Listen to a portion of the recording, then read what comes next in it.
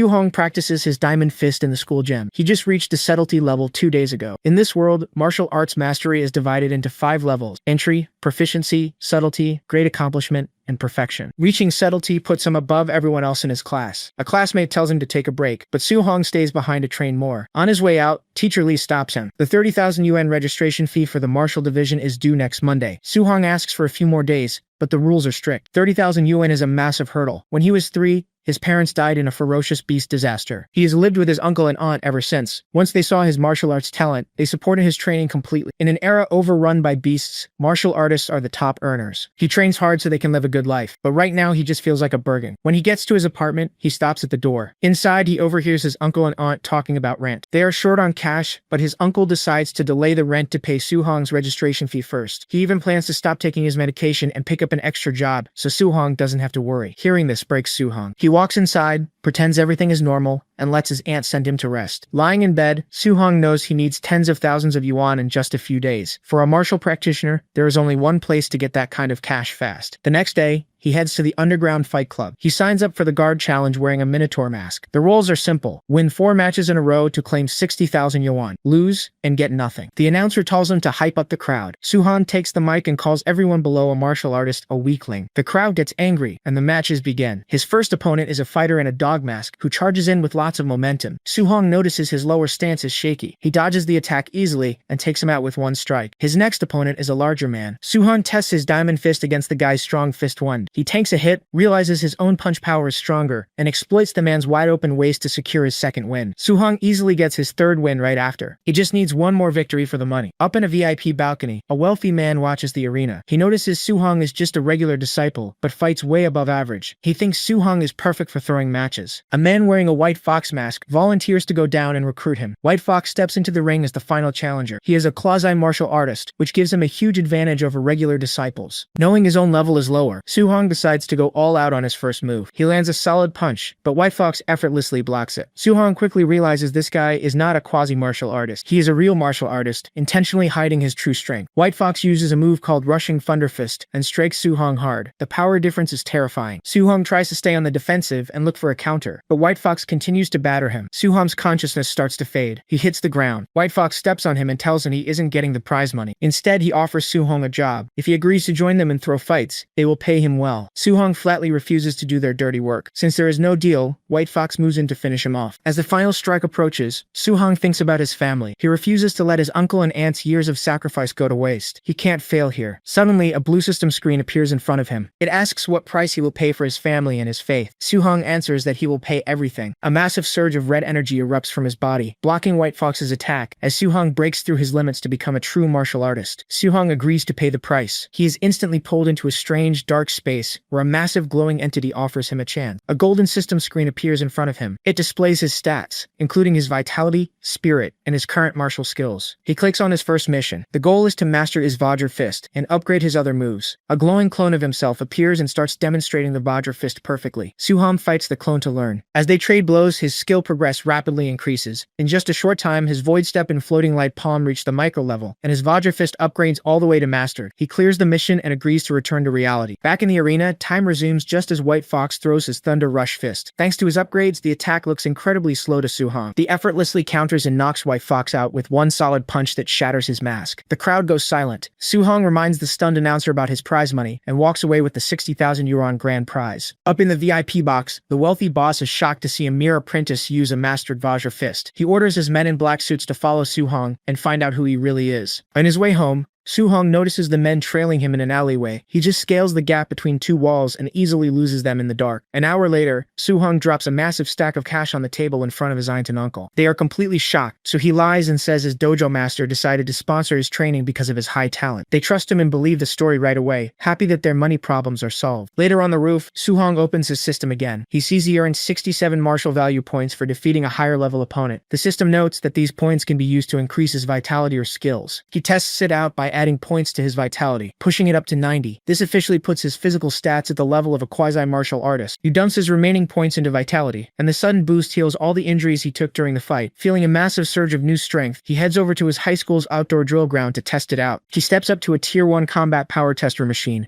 and throws a punch using only 70% of his strength. The impact completely shatters the heavy machinery. Realizing he might have to pay for the expensive equipment, Su-hong panics and runs away into the night. An angry old security guard comes outside to check the noise. He sees the destroyed tester and immediately blames 2 other known troublemakers at the school, promising to discipline them when classes start. At the high school gym, students talk about how a boy named Chen Shan was punished for smashing the combat tester last night. Su-hong listens quietly, knowing he was the one who actually broke it. The principal then introduces Chen Tian, a Tier 3 martial artist, to teach the students a C-rank martial art called Thunder Rush Fist. Su-hong recognizes it as the same move White Fox used at the fight club. Since it costs hundreds of thousands of yuan to learn outside, he decides to seize the opportunity. Chen Tian demonstrates the technique. He explains that at the basic level, a punch makes 1 thunder sound, proficient makes 3 sound, micro level makes 5, mastered makes 7, and perfect makes 9. Chen Tian is currently at the mastered level with 7 sounds. He tells the students to follow along, saying reaching the basic level is good enough for today. Several hours pass. Most of the students can't figure it out. Chen Shan finally manages to make 1 thunder sound, reaching the basic level. The other students call him a genius, but Chen Tian is not impressed, noting that this is just a passing grade. Suddenly, loud thunder sounds erupt from the other side of the gym. Su-hong is practicing the move. The sounds quickly escalate to 8, and then 9. He reaches the perfect level in just half a day. Hearing the 9 sounds gives Chen Tian the sudden inspiration he needs to finally break through to 8 sounds himself. He and the principal rush over to find the expert student, but Su-hong has already run away. Running down the street, Su-hong pulls up his system screen. His vitality is at 91.7, and his Thunder Rush Fist is listed as perfect. He needs a way to earn more martial value points so he can officially break through to become a martial artist. Wondering if regular sparring instead of life and death battles will give him points, he heads to his workplace, the Raging Fender Dojo. Inside the dojo, an arrogant disciple named Li Yan is kicking another student on the ground. A co-worker tells Su-hong that Li Yan and his new instructor look down on commoners and teach poorly. Li Yan tries to start another fight, but Su-hong steps in and grabs his arm to stop him. Before it escalates, the new instructor walks in to start class. The instructor announces he will teach the Raging Sea Spear technique, but will only demonstrate it once. He performs the move quickly, and the students in the back complain that they couldn't see anything. Su-hong watches closely. He picks up a spear and easily replicates the move, creating water-like energy effects around his weapon. The other students are amazed. Li Yan notices this and steps up, offering to give Su-hong some pointers to test his real depth. Su-hong agrees to the spar. Li Yan charges in using the micro-level Raging Sea Spear technique. Su-hong blocks the strike effortlessly and counters using the proficient level of the exact same spear technique, leaving Li Yan completely shocked. Su-hong easily deflects Li Yan's attack using the proficient level of the Raging Sea Spear technique. Li Yan's spear goes flying. Li Yan is stunned that someone who isn't even a martial artist could reach the proficient stage so fast. A system screen pops up for Su-hong, giving him 35 martial points for defeating a higher level opponent. He realizes he can easily earn points just by sparring normally. Li Yan loses his temper. Feeling like his years of hard work are a joke, he recklessly throws a punch. Su-hong effortlessly catches his fist and tells him to stop. The instructor suddenly steps in and slaps Li Yan hard across the face. He scolds him for being a sore loser. Internally, the instructor is shocked that Su-hong mastered the technique from just 1 demonstration, noting that even capital city geniuses aren't this fast. He immediately apologizes to Su-hong for his disciple's behavior. Su-hong notices how quickly the man changes his tune. Walking home that night, Su-hong checks his system. He had a good day gaining new skills and points. He thinks about the upcoming school exams. The rich kids will all have high-grade alloy weapons, and he feels he needs one too to stay competitive. He checks the price of an alloy spear, but it costs nearly 70,000 yuan. He doesn't have that kind of money. Just then, he spots a public screen announcing that the city lord is paying generous rewards for hunting ferocious beasts in the wilderness. When he gets home, he finds his uncle covered in pain relief patches. Su-hong tells him to stop working part-time since he can bring in money now. His uncle refuses, saying he needs to keep saving because martial arts training will only get more expensive. Seeing this, Su-hong realizes his aunt and uncle are too used to struggling. They won't stop working until they have enough money to feel totally secure. He decides he has to take the beast hunting job. To prepare for the dangerous wilderness, he dumps all 35 of his new martial points into his vitality. His vitality hits 95.2, putting him just 1 step away from becoming a true martial artist. He spends the next 2 days training intensely at the school gym. By the end of it, he collapses on the floor, completely exhausted. The system shows that all of his skills, including the Thunderclap Fist and Raging Sea Spear technique, have reached the perfection stage. His preparations are complete. On Saturday, Su-hong arrives at the Star City Martial Artist base. The place is packed with fighters. He checks the bounty guide. Unranked beasts pay 300 coins, while Tier 1 beasts pay up to 5,000. He reads the rules and finds out he has to cut off the beast's left ears to prove his kills and get paid. He watches a hunter hand over a massive bag of ears at the settlement counter. Suddenly, the crowd is pushed aside by a group of bodyguards escorting a rich kid named Young Master Ye. Su-hong immediately recognizes him by his aura and clothes. It's White Fox from the underground arena. Hunters nearby gossip about how Young Master Ye recently got his ass kicked. Seeing White Fox makes Su-hong realize that the humans in the wilderness might be just as dangerous as the beasts. He heads to the exit gate. The guard sighs, assuming Su-hong is just another fearless kid throwing his life away by going out alone. Su-hong steps into the forest, determined to return with a full haul. 2 hours pass. Su-hong walks through the trees, but doesn't encounter a single beast.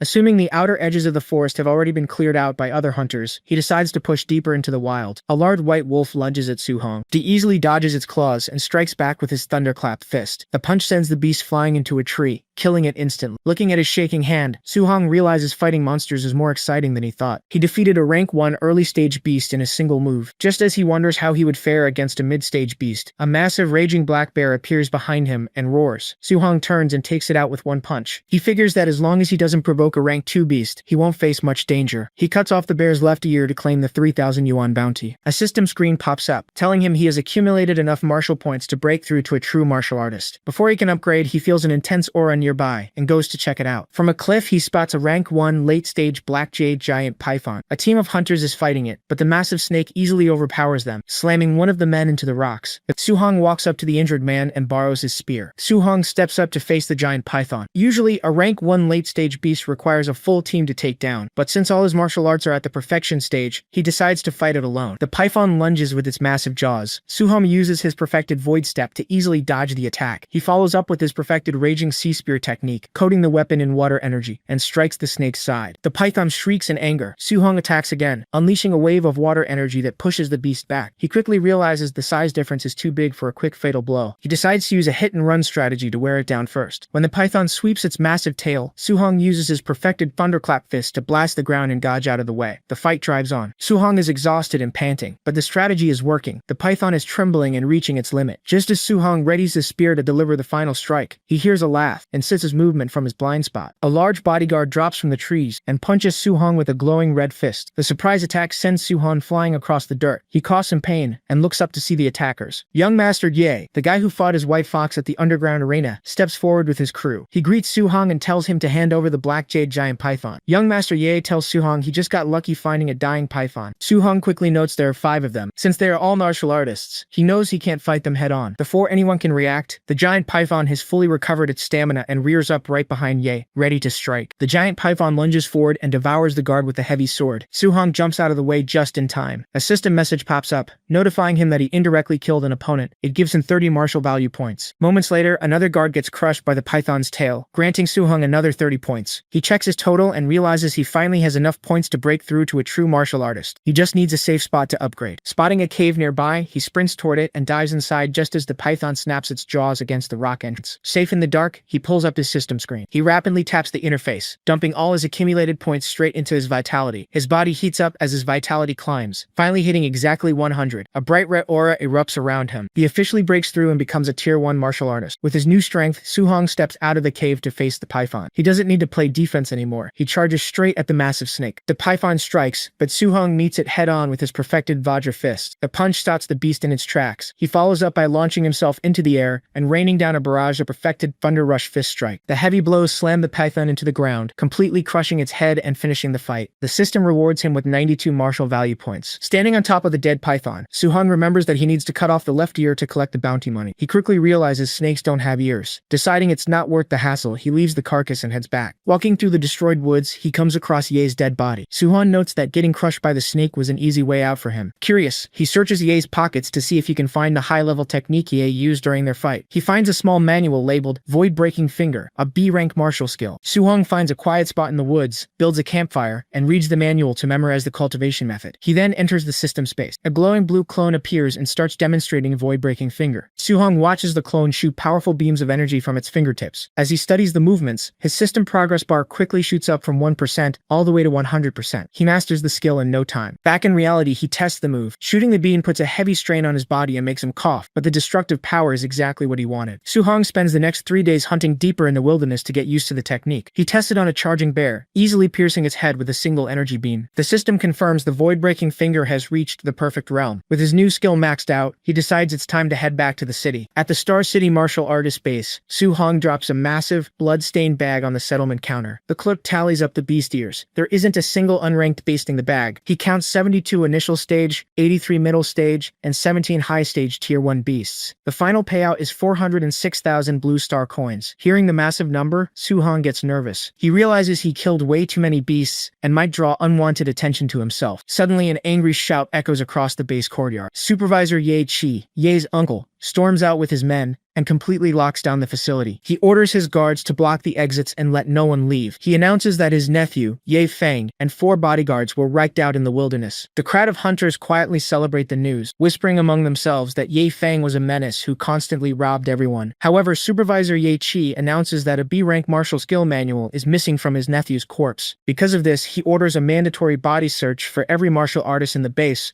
before they can leave. In the crowd, Su-hong stays calm. He knows the giant python left the fatal bite and crush marks on the bodies, so the actual murders can't be traced back to him. The missing manual's the only loose end. He watches Ye Chi and his men closely as they begin scanning the crowd, wondering if they are already targeting him. Supervisor Ye Chi approaches Su-hong. He finds it hard to believe a kid could hunt 400,000 coins worth of beasts alone. He accuses Su-hong of scavenging his dead nephew's pack and orders his men to search him. When the guards step up, Su-hong instantly draws his spear, moving so fast they can't even track it. A subordinate warns Ye Chi not to offend a potential genius from the local high school over a hunch. Ye Chi backs down slightly and offers 10,000 coins as compensation for the body search. Su-hong haggles it up to 30,000. Ye Chi agrees. The guards pat him down but find nothing. Su-hong is internally relieved that he destroyed the physical manual after memorizing it. Ye Chi pays him and lets him go, ordering his men to keep searching the rest of the hunters. Su-hong rents a room at an underground hotel to shower and check his system. He has 534 martial points from his recent kills. A rank 1 mid-stage martial artist requires 200 vitality. He has enough points to reach it, but he decides to test his other stats first. He puts some points into his spirit, but doesn't feel any immediate difference. Next, he adds points to his mortal frame physique. His muscles instantly bulge, and he feels a massive increase in raw physical strength. Satisfied, he dumps 200 points into vitality and puts the rest into spirit. A huge surge of red energy erupts from his body. His muscles expand dramatically before slowly shrinking back to their normal size. He's just glad he isn't stuck looking like a giant meathead. An hour later, Su-hong arrives at the Star City Martial Artists Association to take his official assessment. To pass as a rank 1 martial artist, he needs at least 100 vitality and a combat power score over 1,000. He watches another candidate pass the test easily, scoring 105 vitality and over 1,700 combat power using the thunderclap fist. A cocky candidate steps up to Su-hong, acting superior, but Su-hong ignores him and steps into the vitality scanner. The scanner reads his vitality at 123. The cocky kid is shocked, assuming the machine is broken. Next is the combat power test. Su-hong wants to hide his true level, so he decides to use only 50% of his raw physical strength without using any martial arts. He punches the heavy machine. The sheer force of the blow sends the massive tester flying across the room, crashing into a pillar. The screen flashes a score of 3,004. The crowd is stunned. A score of 3,000 is the standard for a rank 1 high-stage martial artist, and Su-hong achieved it with pure physical power alone. Up on a balcony, the wealthy boss from the underground fight club recognizes Su-hong and realizes why he is so strong. In the top office, the association president, Wu Shan, complains about the lack of local geniuses and worries about losing her job. Suddenly, an employee bursts through her door. He frantically reports that a monster just appeared in the assessment hall. A rank 1 early-stage kid who hit over 3,000 combat power and sent a heavy tester flying, using nothing but raw physical strength. At the Martial Arts Association hall, a staff member offers to help Su-hong register. Suddenly, President Ru Lingxian steps in and takes him directly to her office. She tells him his high school principal tried to hide his talent, but she already processed his official ID and monthly allowance. Because of his high score, she offers to teach him a guidance technique personally. She explains that guidance techniques aren't just for absorbing spiritual energy from the environment. They can also be used to add elemental attacks to physical strikes. She demonstrates by summoning flames from her hand, explaining there are 7 elemental attributes: metal, wood, water, fire, earth, thunder, and wind. A person's ability to learn an element depends on their natural compatibility. She hands Su-hong a testing crystal for the fire attribute to see his potential. To her absolute shock, the crystal glows at 100% compatibility. Su-hong mentions he prefers thunder, so she tests that next. It also hits 100%. They quickly test the rest. Su-hong has 100% compatibility with all 7 elements. President Wu is completely stunned, realizing he is a monster that defies common sense. She advises him to focus on just 1 or 2 elements since human energy is limited. Cultivating all 7 would be a waste of time. Su-hong asks for the manuals for all 7 anyway so he can try them and decide later. She agrees. Then, she brings up his upcoming school exam. She explains that humanity is at war with other races,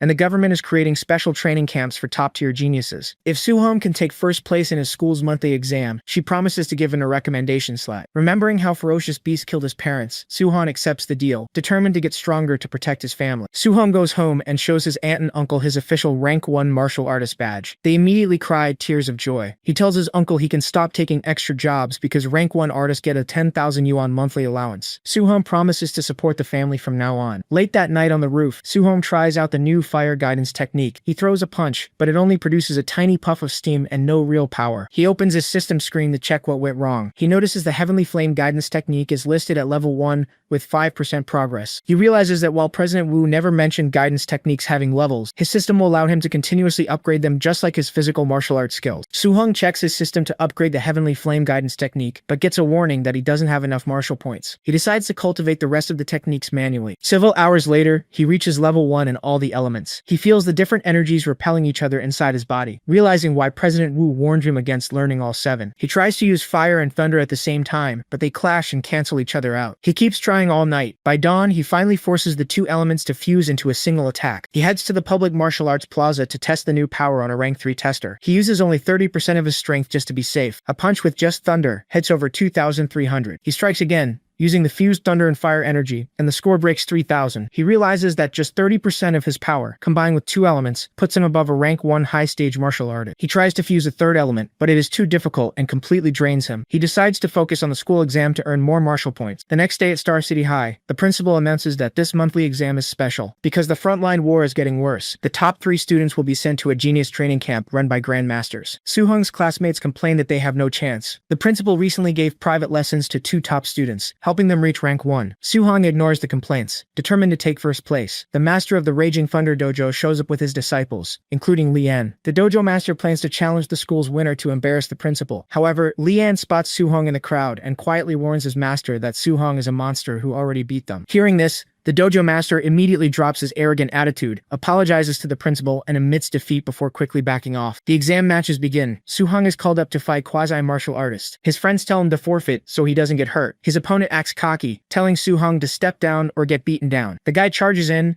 but Soo-hong just casually slaps him across the face. The strike instantly knocks the quasi-martial artist out cold, leaving all the teachers and students completely stunned. Soo-hong keeps winning his matches easily and advances to the finals. People wonder how he got so strong and if he is already a Tier 1 martial artist. Up in the stands, the principal and teacher Chen watch him. The principal regrets neglecting his work and missing such a promising talent. He feels like he has seen Soo-hong somewhere before but can't remember where. The semi-final match between Chen Shan and Li Tu begins. They trade blows evenly at first. Chen Shan decides to use his ultimate move. He coats his fist in flames, showing he can project the fire attribute. Li Tu isn't worried. He reveals he knows attribute projection too, and covers his arms in metal energy. He then unleashes a 5-sound thunderclap fist, proving he reached the subtlety stage. Li Tu easily overwhelms Chen Shan. Teacher Chen is impressed that Li Tu hid his true strength and mastered both techniques in just 10 days. He assumes Soo-hong has no chance in the final since he hasn't shown any dieting techniques. The principal disagrees and bets 50,000 yuan that Soo-hong will still take first place. The finals start. Li Tu tells Soo-hong he's lucky to make it this far and should just be happy with second place. Soo-hong calmly says he is taking first. Li Tu charges in with his 5-sound thunderclap fist to finish the fight in one move. Soo-hong doesn't use any skills and doesn't dodge. He meets the attack head-on. Using purely his raw physical strength, he blocks Li Tu's strike and counters with a fast flurry of basic punches. Li Tu is pushed back. He is shocked that Soo-hong neutralized his best move without using any martial arts techniques. The teachers notice Soo-hong's heavy impacts and figure he must have some kind of special physical constitution to be this strong. Seeing he is outmatched in physical strength, Li Tu stops holding back. He fully activates his energy and switches to the lightning attribute. Seeing this, Soo-hong decides to put in a little effort too. He coats his own body in lightning energy. Teacher Chen is stunned to see Soo-hong using the lightning attribute as well. Soo-hong charges forward, and his lightning easily overpowers Li Tu's defense. Li Tu goes all out for a final strike. Soo-hong decides to show him his own ultimate move. He throws a punch and unleashes a perfect 9-sound thunderclap fist. The massive impact blasts Li Tu across the arena, knocking him out completely. The crowd goes crazy. Soo-hong just defeated Li Tu with the perfection stage thunderclap fist, meaning his skill level is even higher than the teacher who originally taught the move. The principal and teacher Chen finally connect the dots. They realize Su-hong as the mysterious nine-sound genius who disappeared from the gym days ago. Watching Su-hong walk away, they know he is going to easily dominate the upcoming training camp. The principal notes that their city is just a small puddle to him now. Su-hong is a hidden dragon bound to reach the imperial capital and the front lines of the war. Su-hong arrives back at his apartment and tells his family he took first place in the monthly exam. His aunt and uncle are thrilled, knowing this means he secured a spot in the genius training camp. Just then, someone knocks on the door. It's a woman named Lin Yan's mother. Her son placed fourth in the exam,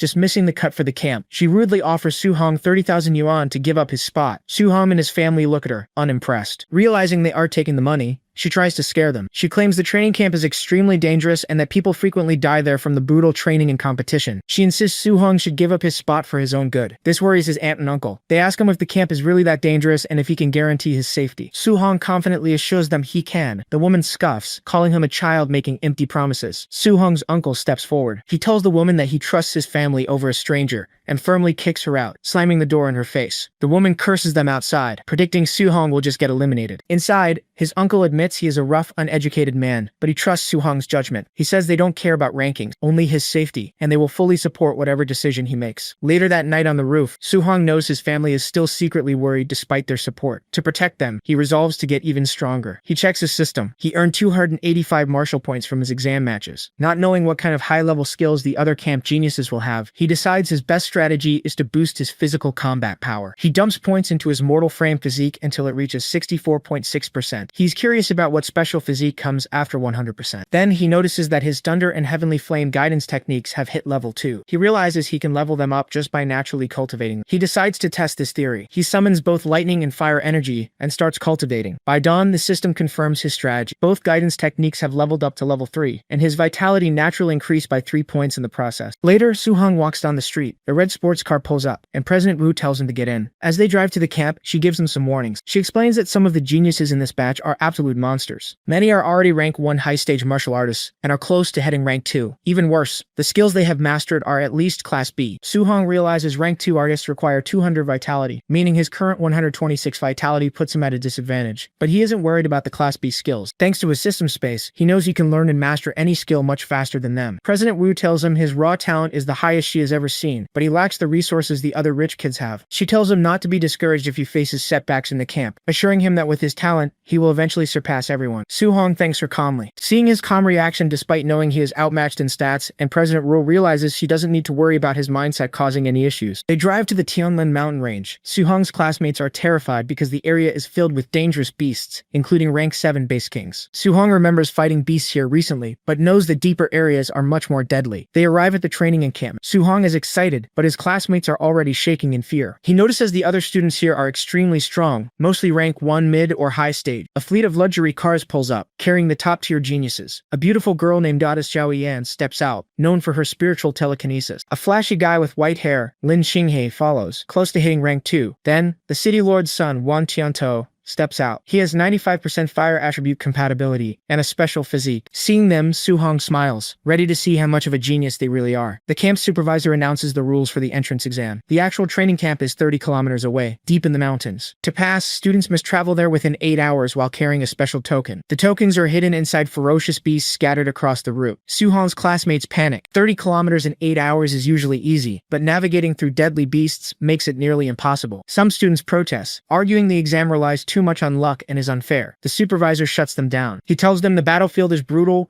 and that mitigating risks and hunting the weak are essential skills. He bluntly tells anyone afraid of dying to quit now. A cocky student yells that they are a bunch of trash for being scared. Another student takes offense and challenges him. The supervisor ignores them, stating that fighting isn't allowed in the camp, but once they enter the mountain, there are no rules. They are free to steal tokens or just BB Chinner up. Su-hong realizes the rules encourage infighting. He grins, knowing this is the perfect chance to farm martial points from the other students. The exam begins. The students charge into the woods. Some get into fights immediately. Su-hong runs through the trees alone. He stops when 2 students suddenly jump out and start fighting each other right in front of him. One of them complains that training hard is useless against rich kids with resources. The other calls him a pauper. Su-hong watches, deciding not to let free martial points go to waste. He grabs a large wooden stick from the ground and casually tells them to stop fighting and team up against him instead. Offended, one of the students charges at Su-hong with a glowing punch. Su-hong easily dodges the attack and counters with a swift strike of his wooden stick, sending the student crashing into a tree. The other student is shocked, realizing his peer lost in a single move. Before he can react, Su-hong uses his fast footwork to close the distance. He swings the heavy wooden stick, smashing it directly into the second student's face and knocking him out instantly. Both students are left groaning in pain on the dirt. In the monitoring room, the teachers are shocked to see an ordinary student one-shot his opponent so easily. They officially confirm the knocked-out student is eliminated. Back on the ground, the humiliated kid pretends to accept his defeat, telling Soo-hong he is truly strong. But the second Soo-hong walks away, the kid grabs a wooden club and tells his friend they're going to get revenge. Soo-hong moves on to the forest section of the exam. He quickly runs into a pack of initial first-order giant tusk boars. He unleashes his 9 Echo rushing Thunder Fist and wipes them all out in an instant. System notifications pop up, giving him martial value points, but he notices the rewards are dropping now that his level's higher. He cuts open the boars looking for a training token, but finds nothing. He figures tokens only drop from higher-level beasts. After wandering for half an hour, a high-tier first-order black tiger attacks him. Soo-hong fires his void-piercing finger, sending an energy beam that instantly kills the beast. He earns 35 martial points and cuts open its stomach, finally finding a training token. However, he realizes finding one high-tier beast every 30 minutes is way too slow. With only 5 hours left in the assessment, he decides to focus on hunting large quantities of low-level beasts to earn enough points to max out his mortal body progress. He spends the next few hours tearing through the forest, wiping out dozens of boars. He finally runs into a middle-tier bear. To test his limits, he doesn't use his elements or martial skills. He just relies on his raw physical strength. He punches the massive bear head-on, sending it crashing straight into a tree. He pulls up his system screen. He has 254 martial points, leaving him just 100 points away from maxing out his physique. He still has 3 hours left. Suddenly, a massive shockwave ripples through the trees. Soo-hong looks up and sees a gigantic bird with glowing golden feathers flying overhead. He recognizes it as the legendary Golden Rock Beast King, and its aura alone is terrifying. Soo-hong watches in shock as the Beast King's terrifying aura completely overwhelms the area. Soo-hong hides behind a tree, realizing he is nothing but an ant compared to a beast of that level. He spots a ball of light flying up to meet the Beast King. A man named Qin Tianli stops the Beast King and declares he is borrowing its territory. Qin Tianli is a rank 7 Grandmaster. The Beast King refuses to let him use the land, so the Grandmaster attacks it. The force of the battle rips through the forest. The teachers watch the fight, impressed by how easily the Grandmaster beats the tyrannical Beast King into submission. The Grandmaster then orders the Beast King to leave the area, so the student assessment can continue. The Grandmaster returns to the monitoring room to check on the students. They show him footage of the students who were able to withstand the pressure from the Beast King's aura. The top 3 are all from major families: Wan Qiantou, Lin Xinghe, and Xiao Yan. The Grandmaster points out that all 3 are at the rank 1 early stage and recently broke through. However, he refuses to acknowledge them, saying Star City high number. 1 is unworthy of its reputation. Suddenly, one of the monitors catches his eye. He sees a student actively hunting ferocious beasts,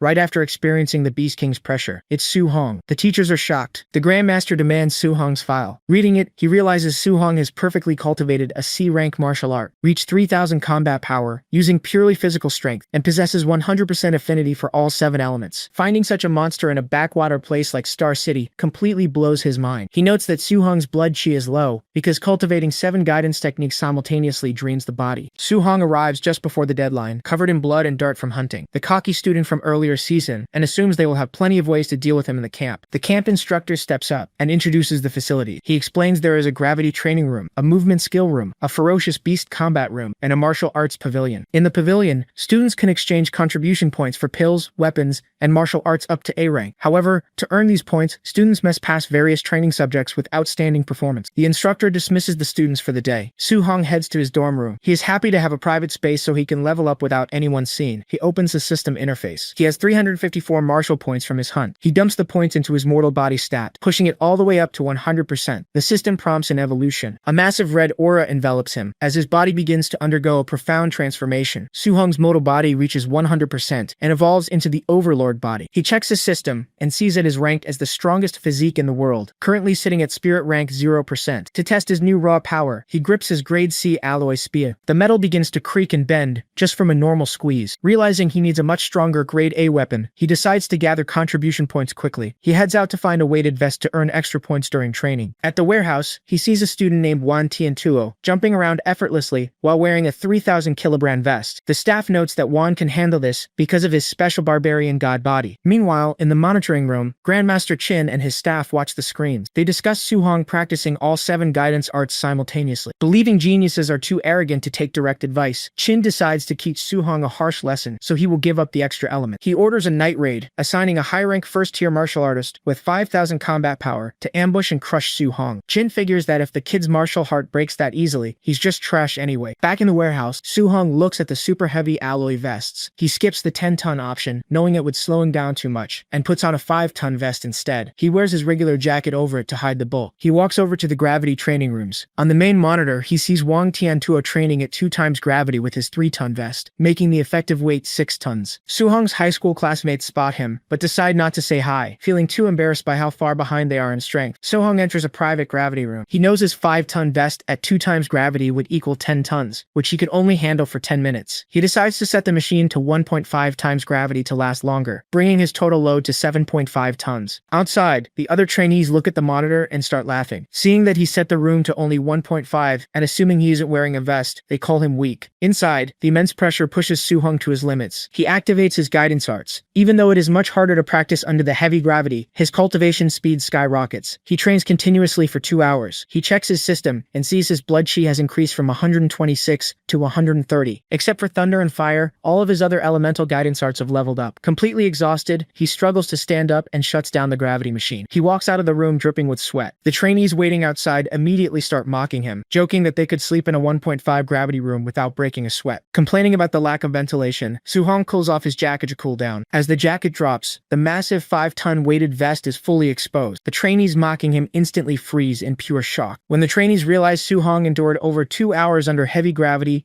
while wearing a 5-ton vest, they are completely stunned. They notice the other trainees are watching a girl named Xiaoyan fight. Su-hong watches her screen and is shocked to see her flirting in midair. She uses telekinesis to instantly kill 3 high-level black tigers with flying light daggers. She then summons a massive golden sword and slays a giant python. The trainees explain she is a spirit reader using an A-rank technique unique to her class. Su-hong realizes the training camp is full of geniuses with powerful A-rank skills. He hopes to learn Wang Tiantuo's offensive technique next, but Long is only using his raw physical strength in the beast room right now. Su-hong checks his system. His spirit stat is at 26.5. He needs 100 points to become a spirit reader like Xiaoyan, needing 73.5 more points. Hearing about the A-rank technique, Su-hong realizes his new overlord body lacks a high-level movement skill. He decides to follow Wang to the movement training room. Inside the movement room, Wang sets the machine to level 10 difficult. The room is filled with arrow launchers. Wang activates his wind attribute and performs the Flying Swan Starling Cloud Steps. The technique is flashy, surrounded by flying flower petals, allowing him to effortlessly dodge the arrows. Watching closely, Su-hong memorizes the movements and starts replicating them outside the room. The system immediately registers the new skill and rapidly levels it up as he practices. The other trainees laugh, thinking he is crazy for trying to learn an A-rank technique just by watching. Within minutes, the system confirms Su-hong has mastered the entry level of the Flying Swan Startling Cloud Step. Finding the flower petals a bit embarrassing, he decides not to use it unless necessary. He heads to the Ferocious Beast combat room to earn more martial points and raise his blood quiff. Outside the beast room, the 2 cocky students who mocked Su-hong earlier spot him. They grab a wooden club and plan to jump him inside the room. He set the room to spawn over a dozen high-level rank 1 beasts at the same time. The students watch in shock as Su-hong faces a massive, terrifying horde of monsters completely alone. Inside the beast room, Su-hong waits. When the giant python, centipede, and other massive rank 1 beasts spawn, he charges in. He uses a combination of his perfected movement technique and raw physical strength to tear through the horde. Outside, the 2 cocky students watch the monitor in absolute disbelief. They recognize the A-rank movement technique and can't figure out how a middle school student from an ordinary background could learn such a high-grade skill. Seeing Su-hong slaughter the beasts effortlessly, they realize how wide the gap between them is. They drop their club and quietly leave, abandoning their plan for revenge. Su-hong finishes the fight, completely wiping out the 10 beasts in less than 10 minutes. However, the system only rewards him with about 80 martial points in total. He realizes that as he gets stronger, the points he earns from lower-level beasts decrease significantly. He decides to stop resting and just keeps hunting for the next hour straight. When he finally steps out of the beast room, he is exhausted and covered in blood. However, his efforts paid off. He earned over 400 martial points and a massive total of 700 contribution points. The other trainees gather around the settlement screen, comparing their scores. Most of them struggle just to get 20 or 30 points. The top 3 geniuses hit the 200. But when Su-hong's score of 700 pops up, the crowd goes silent, realizing there is a true monster in the camp standing far above everyone else. Su-hong heads straight to the martial arts pavilion to spend his points. He checks the catalog and sees that A-rank skills cost over 2,000 points, way out of his budget. However, However, he spots spirit-focusing pills. A tier 4 pill costs 500 points. He needs exactly 25.5 more spirit stat points to reach 100 and become a spirit reader. Hoping the pill will give him enough of a boost, he orders one. The clerk is shocked that a new student can afford a 500-point item, but her attitude quickly changes to enthusiastic when he flashes his 700-point balance. He also buys a C-rank dual attribute lightning fire spear for 200 points. Back in his dorm, Soo-hong checks his system. He has 490 martial points, still leaving his spirit stat short of the 100 required. He opens the wooden box, takes out the glowing tier 4 spirit focusing pill, and swallows it, determined to finally become a spirit reader. Soo-hong swallows the tier 4 spirit focusing pill. The effects hit immediately. His mind clears, and his senses sharpen as his nerves relax. He checks his system and sees his mental power went up by 24 points, bringing his base total to 50.5. Combined with his martial value points, his progress reaches 99.5%. He realizes he is just 0.5 points short of the 100 needed to become a spirit reader. Regretting that he didn't kill just one more beast earlier, he decides to get some rest and collect the remaining points tomorrow. Meanwhile, in the camp warehouse, a group of older martial artists gather. They complain about being called in to wait on high school kids. They compare the targets they were assigned to ambush. One instructor is assigned to Wan Tiantou, who has 340 blood qui. Others have targets with over 300 blood qui, or powerful spirit readers. One instructor looks at his paper and complains. He was assigned Soo-hong, a rank 1 early stage with only 123 blood chi. He thinks the camp made a mistake by giving him a piece of trash. Grandmaster Qin walks in and tells him there is no mistake. He explains that Soo-hong's combat power actually rivals a rank 1 high tier, and that his real intelligence file is classified. The instructor, who has nearly 500 blood qui and is about to reach tier 2, still feels like he is being asked to bully a junior. Qin orders him to fight and beat Soo-hong until the kid starts questioning his life choices. Qin adds that he won't blame the instructor if he cripples Soo-hong and will actually reward him for it. The night raid begins. The instructors move out across the camp. In his room, Soo-hong notices someone approaching. Suddenly, a glowing purple sword slices right through his door. Soo-hong dodges the strike, grabs his spear, and faces the attacker. The instructor assumes Soo-hong is just an unlucky early-stage kid. Soo-hong realizes his attacker is a human tier 1 high-tier warrior. Instead of panicking, Soo-hong is excited. He knows defeating this guy will give him the last few martial points he needs to become a spirit reader. Soo-hong immediately counterattacks. He swings his spear, and the instructor is shocked by the intense force. He realizes Soo-hong's physical strength is way too high for his rank. Soo-hong easily overpowers him and knocks him back. Realizing he can't win with just raw strength, the instructor ignites his sword with purple flames. He launches a B-rank fire attribute skill called Blazing Slash. Soo-hong sees the attack coming.